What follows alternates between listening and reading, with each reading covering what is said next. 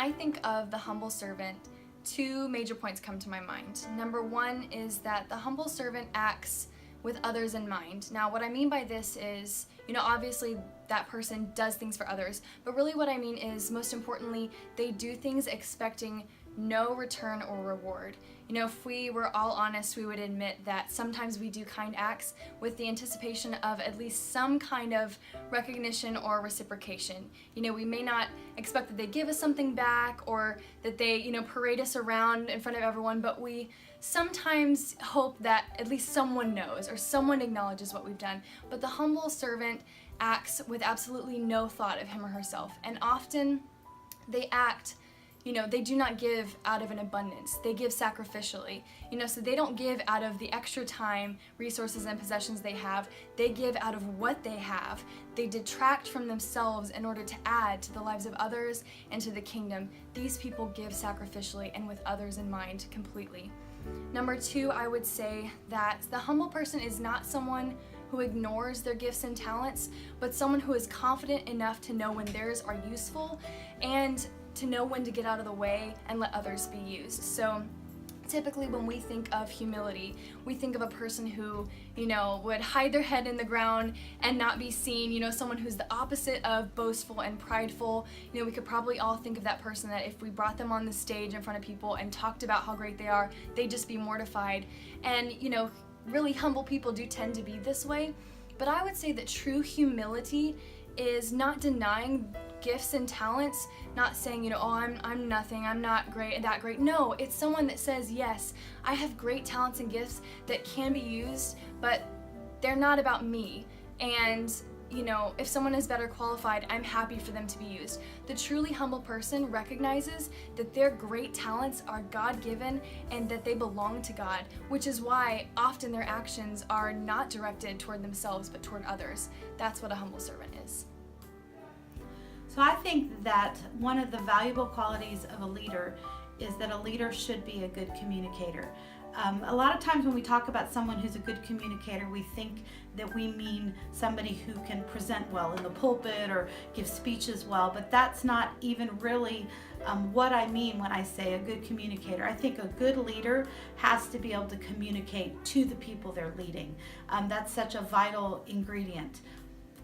Great leaders have vision, but it's not good enough just to have vision and keep it all in your own head. You have to be able to share your vision and be able to get other people on board with the things that you're trying to lead them in. And that only happens by good communication. That only happens when someone understands how to take a big idea, how to take a big passionate vision and break it down in a way that everyone around them is going to jump on board and everyone around them is going to participate and catch the vision. And a lot of that happens through communication. Another reason that a good leader has to be a good communicator is that communication and doing it well is the key to navigating conflict and navigating trouble and difficult circumstances. And in the life of any leader, you're going to run into trouble. You're going to sometimes have to address issues with the people you're leading. You're going to have to tackle problems together. You're going to have to tackle maybe even personality flaws or difficult conversations. And a really good leader knows how to make difficult conversations at least still feel safe.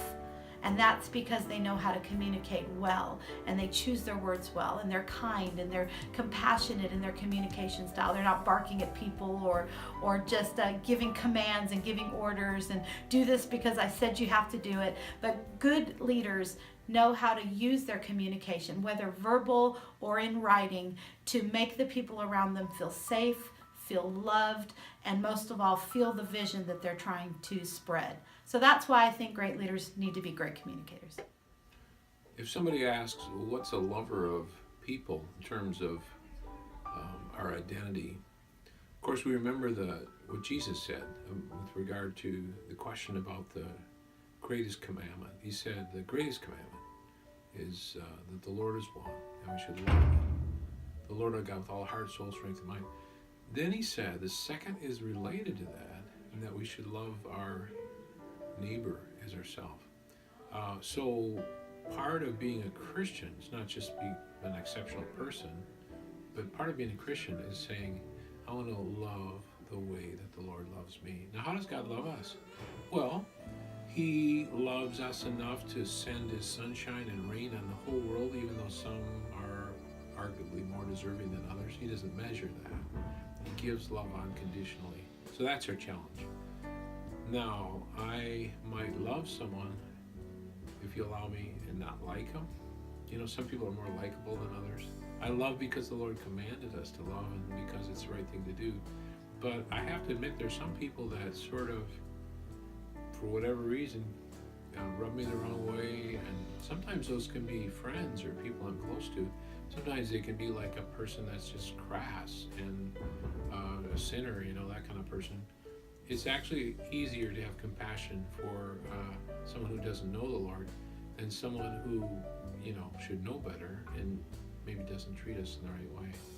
That's the greatest challenge, I think, that I can love even when someone doesn't do me right. I think that's when I'm most like Christ. I'd like to say I was really good at it or that I was consistent all the time, but it's something I'm working on. And I think it's a lifelong pursuit to be like Christ, to love like He loves, which means unconditionally, and not withhold my blessing, but to bless like He blesses, to give like He gives, and to love like He loves. Brother Gleason defines a servant leader as someone who wants to influence others by modeling the behavior that they want to see reproduced in themselves. My pastor, Pastor Kyle, is someone who I definitely believe lives this out every day. He's taught me so many different leadership qualities. He's taught me so many different leadership characteristics.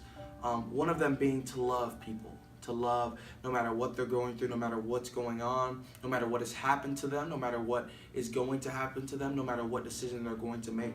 You must love people through it all, everything. You must love the people. And that brings me to my next point, in that my pastor has always given of everything that he's had, especially to the people.